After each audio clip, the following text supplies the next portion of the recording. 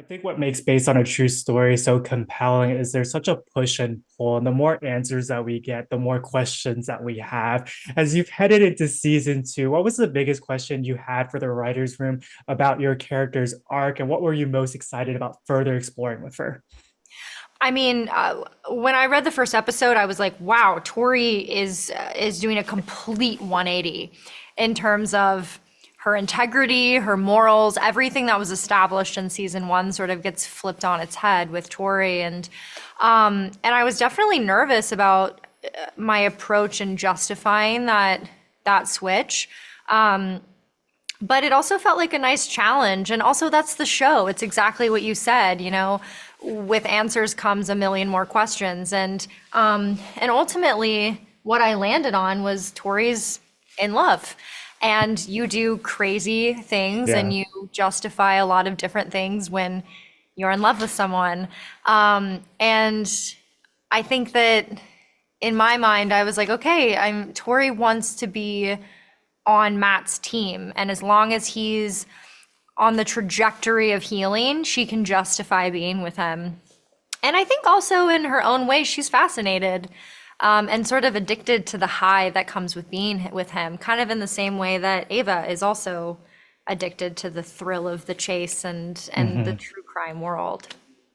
With Tori doing a 180, how did that change the way that you approached this character heading into season two? And how did you kind of create that space to find where she sits within you? Um, I would have to say that I got a lot of help in the beginning from Tom Bateman, who plays Matt. I was a bit nervous and at a loss of my approach, and I mean, you can do a lot of work and a lot of memory work and sort of create scenarios and experiences that Tori and Matt maybe had before season two picks up, but ultimately Mm. you're not going to know if any of that preparation works until you get on camera. And what was great was my scene partner. I got to look across from Tom, and he was in that world with me.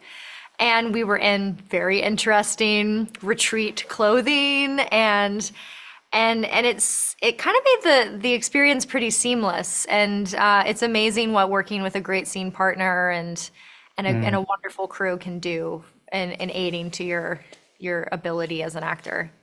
Absolutely. Credit to both of you. And one of the reasons why you were initially attracted to this project and role was the opportunity to live in this kind of dark comedy space for an extended period of time and to learn from your co-stars. What's been the biggest revelation that you've learned about your own craft, embodying story and playing in this space?